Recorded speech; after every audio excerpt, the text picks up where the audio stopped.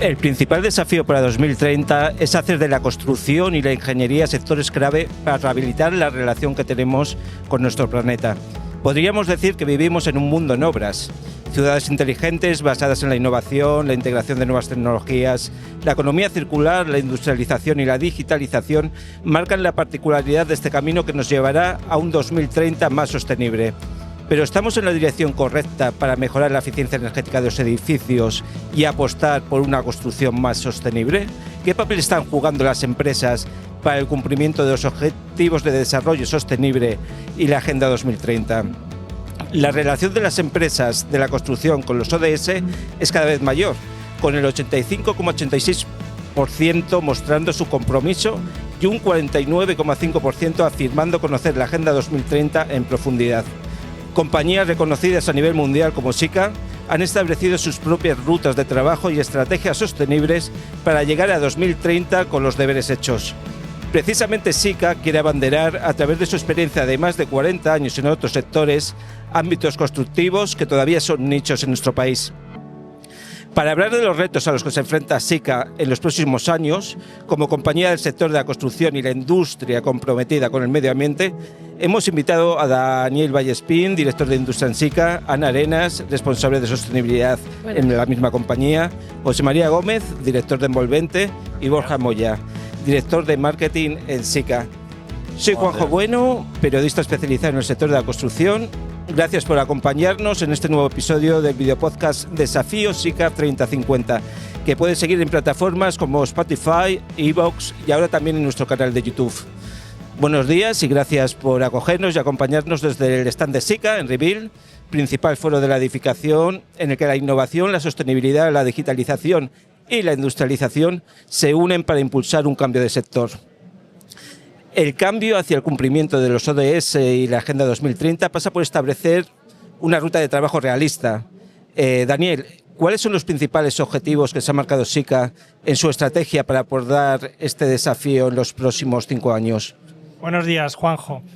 Sika está claramente comprometida con la sostenibilidad y es por ello que nos hemos fijado objetivos claros y medibles, entre los que están la reducción de los recursos naturales, como es el consumo de agua, en un 15%, o incluso la reducción de residuos a vertedero, en un 15% también para 2030. También estamos buscando que la energía que utilizamos en nuestras fábricas provenga de fuentes renovables.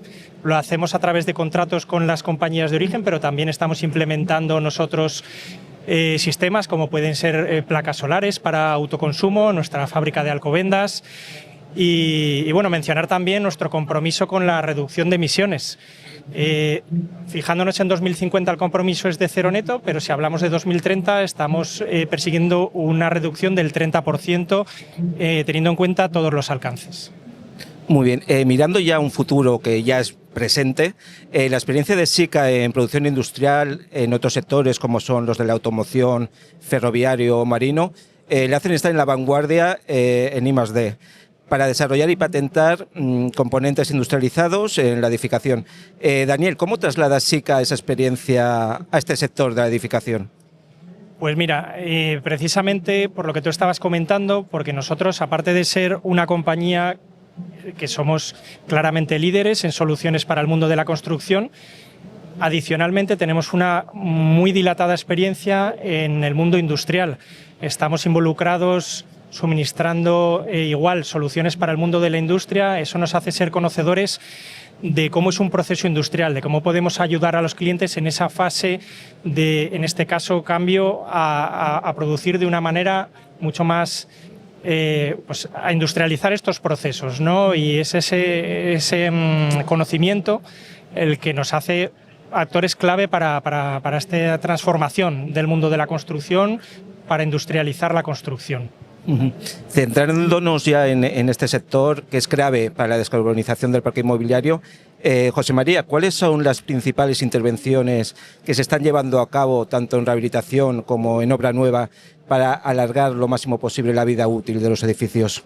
Bueno, buenos días a todos. La verdad que la vida útil de los edificios es bastante larga.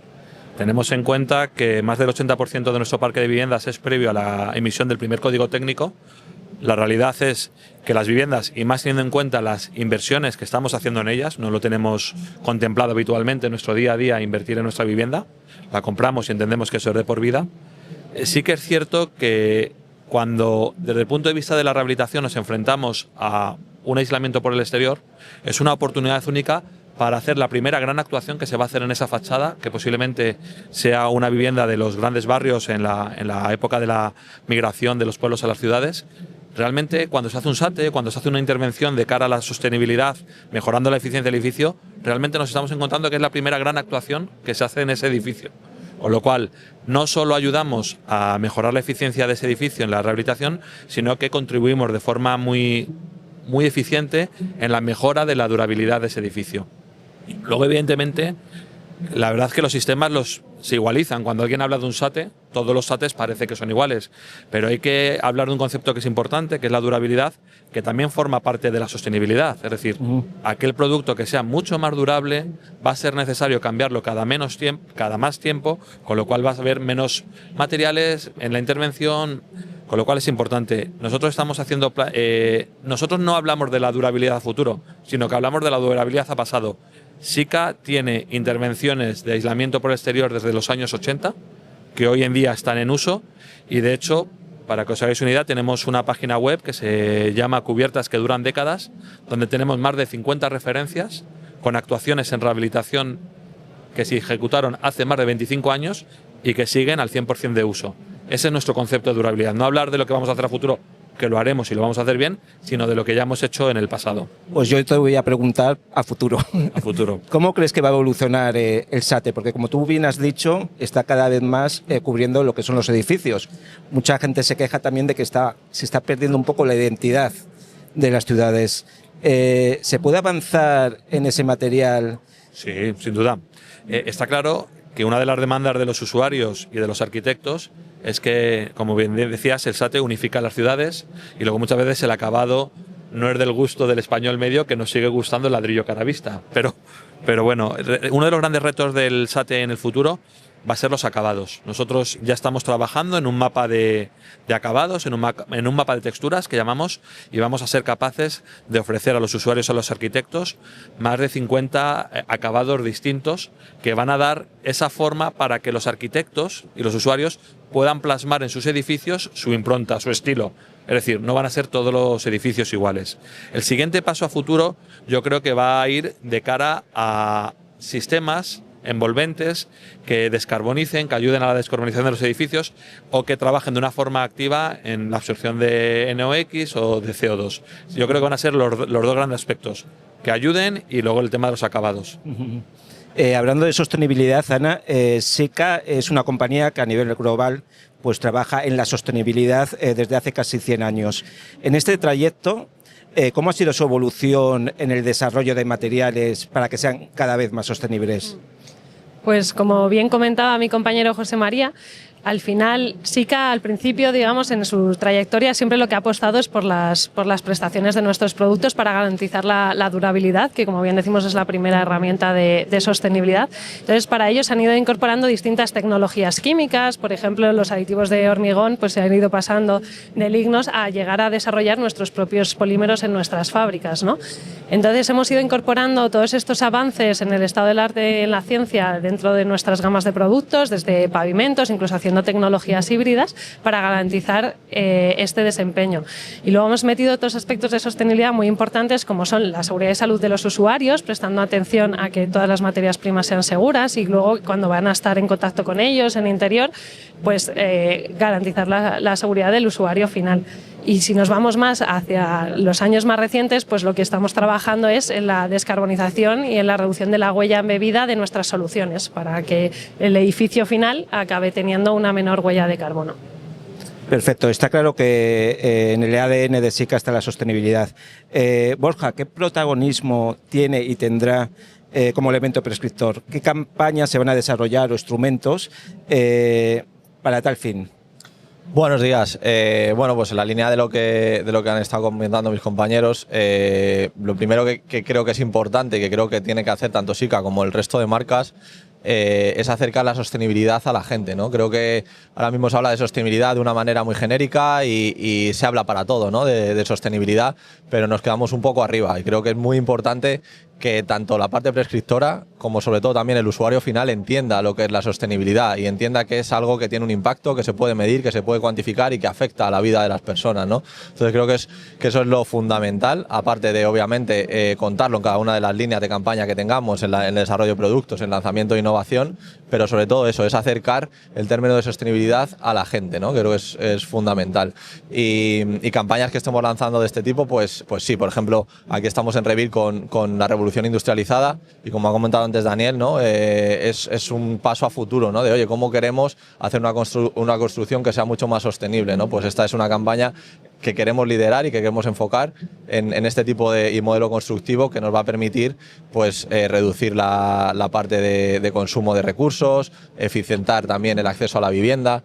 Entonces, pues un ejemplo muy claro de campaña que estamos desarrollando en esa línea.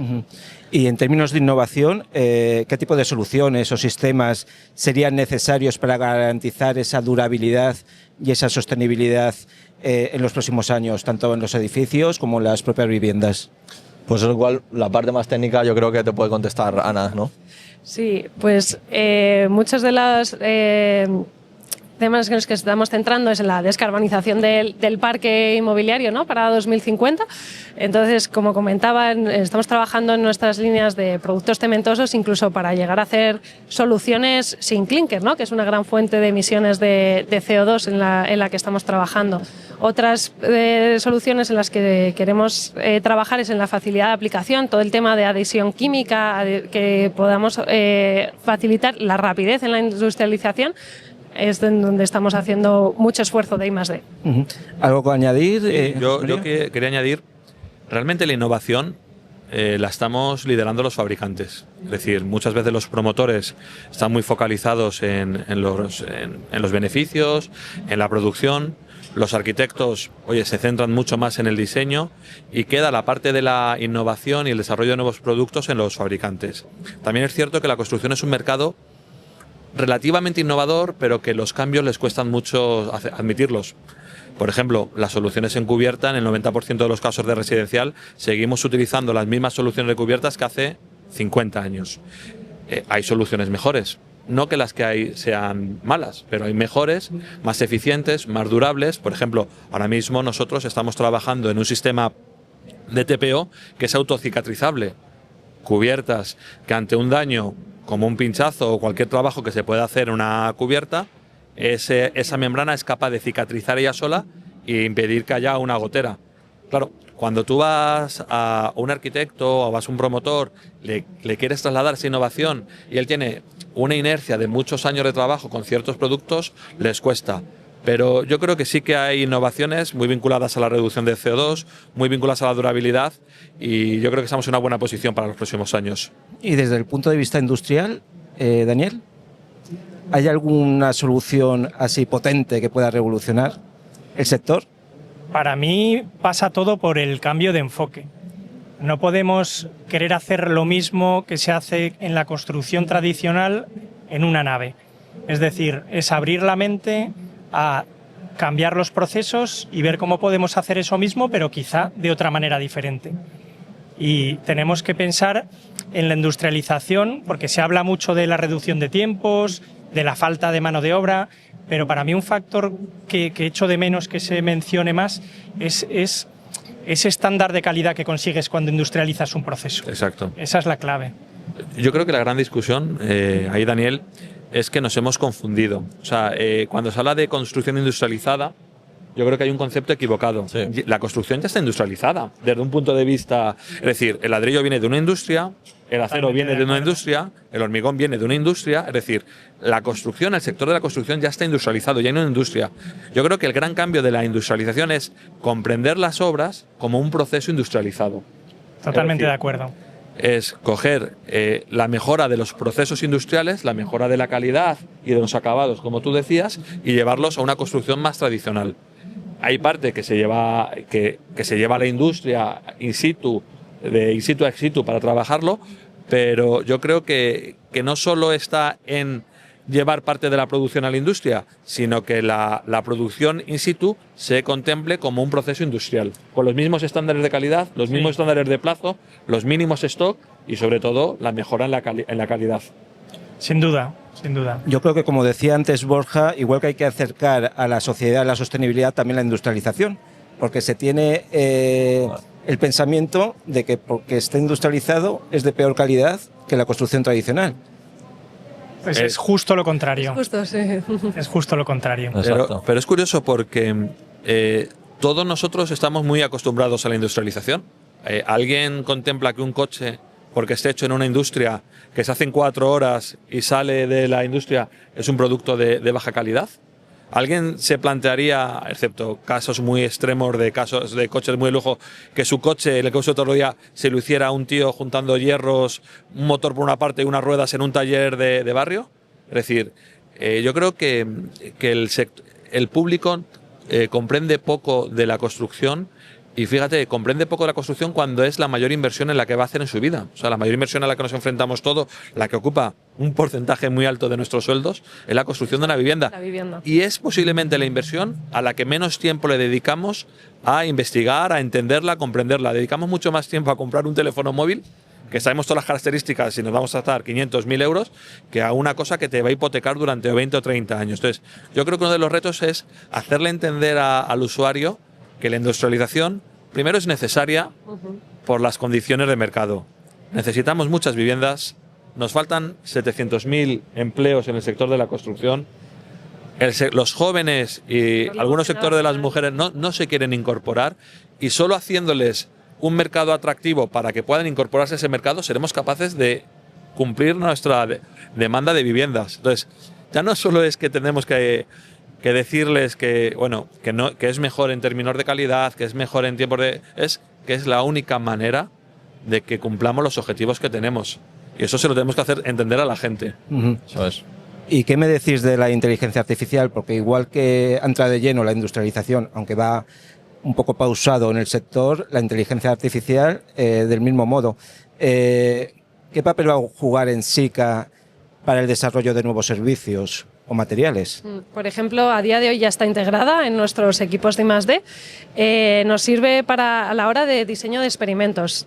Contamos con un servicio de inteligencia artificial en el que todos, a nivel global, no solo a nivel local en España, pues están volcando datos, y esta inteligencia artificial nos está sugiriendo posibles experimentos para ahorrar tiempos, ahorrar materiales y ser muchos más certeros con nuestras soluciones. Y entonces así la información también fluye más. Alguien que esté ensayando algo en Australia puede serles muy útil a alguien en Polonia, y también se puede aplicar aquí. Aunque hay ciertos productos muy locales por climatología, porque es distinto pues una vivienda en Finlandia que aquí en España, en la Costa del Sol, ¿no? Pero aún así aprendemos mucho más rápido y podemos llegar a estas innovaciones mucho antes gracias a esta inteligencia artificial. Está claro que SICA está muy preparado para el futuro que viene, pero ¿el sector está preparado para afrontar sus responsabilidades y facilitar un futuro con neutralidad climática? Ana, ¿tú qué piensas? Yo pienso que todavía, como bien decía José María, tenemos que empujar juntos. Creo que todo el mundo, hay mucha ilusión, hay mucha normativa que viene, va a cambiar el código técnico, y desde Europa nos vienen de normativa energética que nos está así presionando. Pero al final es lo que decimos, tenemos una inercia y un cariño, no sabemos muy bien por qué, por ciertas tecnologías, ciertos productos, ¿no? Entonces yo creo que todavía hay una gran labor de educación que nosotros también como fabricantes vamos a tener que hacer para poder alcanzarlo. Yo voy a ser un poco el Grinch de la conversación. El sector no está preparado. Pero el sector no está preparado no porque los arquitectos no lo estén, que lo están, porque los fabricantes lo estemos, que lo estamos, o porque los arquitectos. Es que somos un sector que no contamos con el usuario.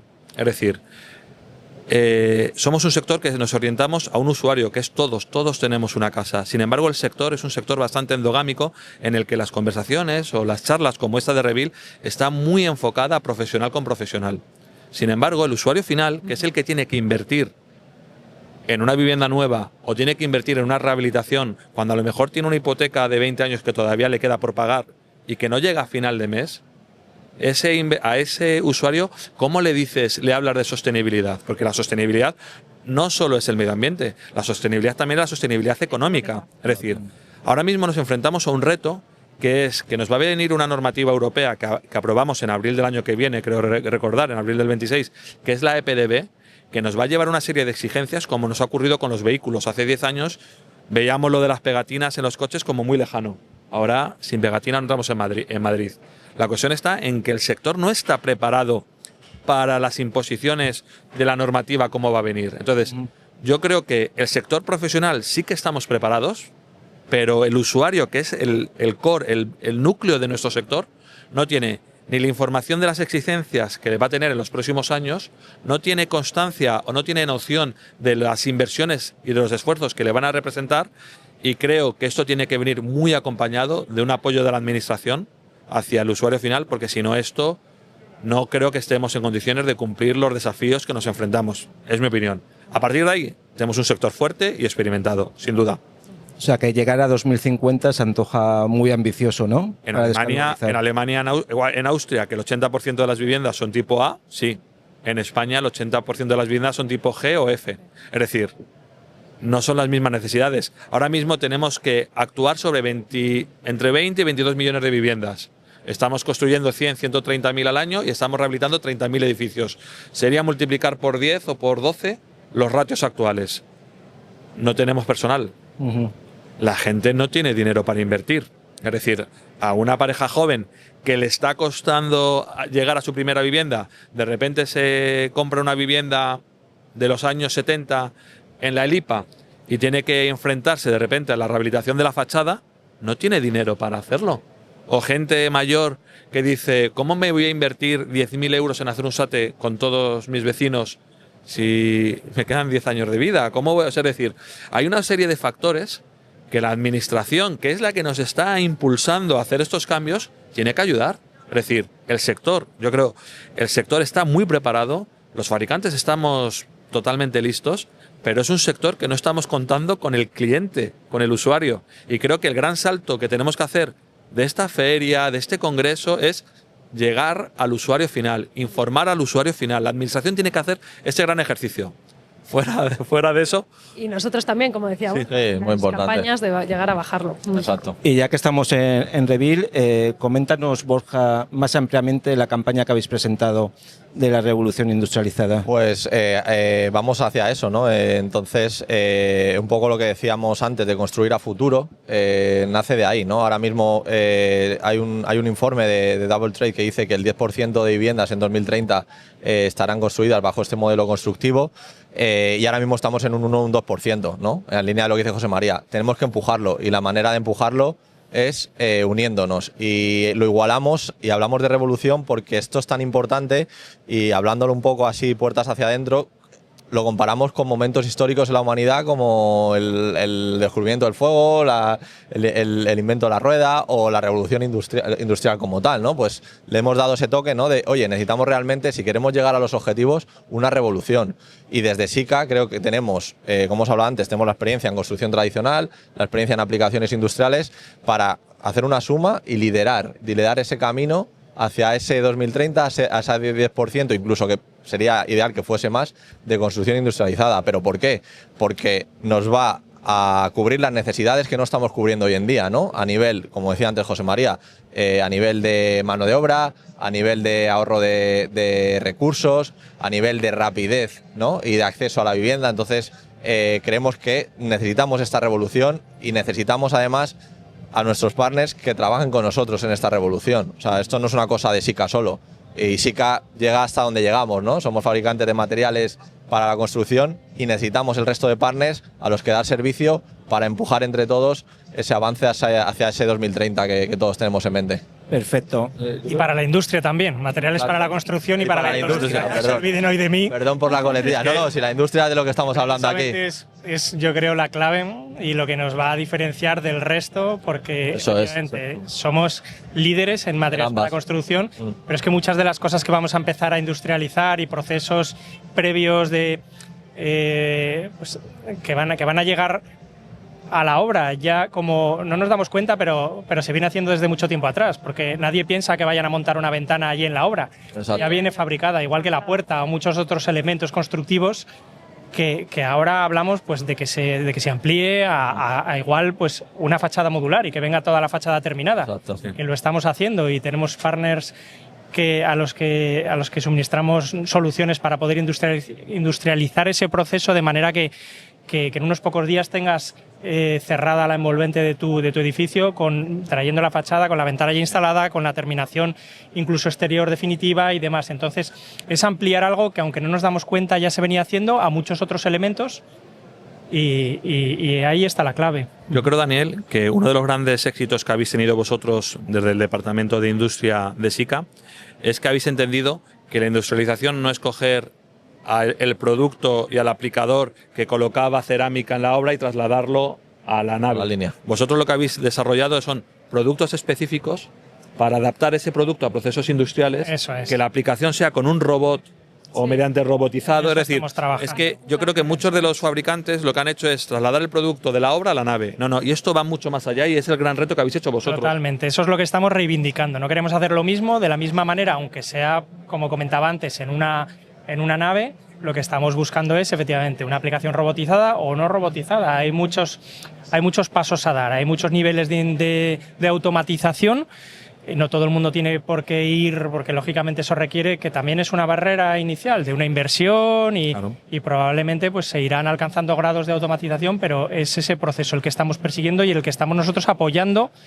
Y por eso se trata de un proyecto común en el que estamos trabajando tanto en la parte, digamos, más de construcción como en la parte de industria. Es como decías antes, cambiar el enfoque. Totalmente. Bueno, pues para ir terminando, una pregunta obligada. Ya que habéis marcado la fecha de 2030, ¿cómo veis a SICA en 2030? Esta es una pregunta obligada para todos, ¿eh? Empiezo yo mismo y vamos por orden, si queréis. Yo sigo viendo a SICA como la veo ahora. La veo como líder en innovación, la veo como líder en durabilidad y yo creo que va a ser la empresa que va a poder ofrecer más soluciones a la construcción industrializada, a las empresas del sector y que posiblemente estemos más cerca del usuario final. Ese es mi gran reto para el 2030. Pues, a ver, es difícil decir algo distinto, ¿no? Claramente yo considero que ya somos líderes, hay que asumir esa responsabilidad y como líderes debemos de empujar el eslogan que nos trae Borja a Rebuild es Road to 10. Tenemos que mirar hacia el 2030 para alcanzar ese objetivo del 10% y claramente pues hemos de jugar un papel importante y asumir el rol como líderes que somos de empujar en ese sentido. Sí, yo para 2030 lo que veo es sobre todo el cambio del conocimiento de que no solo nos asocien con las buenas prestaciones de nuestros productos, sino con ese beneficio que le vamos a poder dar al usuario, esa pata de sostenibilidad, que ya la hagamos entendible para todos y que simplemente se nos vincule un mensaje así directo. Pues bueno, poco que decir, ya han hablado los tres, poco que añadir en lo que han dicho. Yo, pues enfocarlo muy a pasado y a futuro, como decíamos, ¿no? Creemos que tenemos que ser líderes en todo lo que tenga que ver con la durabilidad y la rehabilitación, pero también tenemos que ser líderes en empujar la nueva construcción con estos procesos de industrialización que ojalá para 2030 sean mayor que ese 10% y estemos a la vanguardia y liderando ese camino sin duda. Perfecto. Yo, para despedir este episodio del podcast, me quedo con una reflexión y que lo fundamental, lo primero es acercar la sostenibilidad y la industrialización a la sociedad. Todavía no lo entiende o no lo debe de entender como se debiera, valga la redundancia.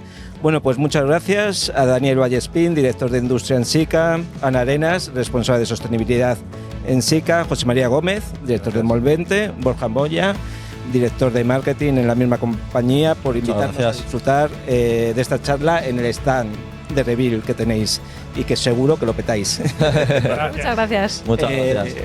Nos despedimos hasta el siguiente episodio de Desafía SICA 3050. Ya sabéis que podéis escucharnos en Spotify, iVoox, Apple Podcasts, Google Podcasts y en nuestro canal de YouTube.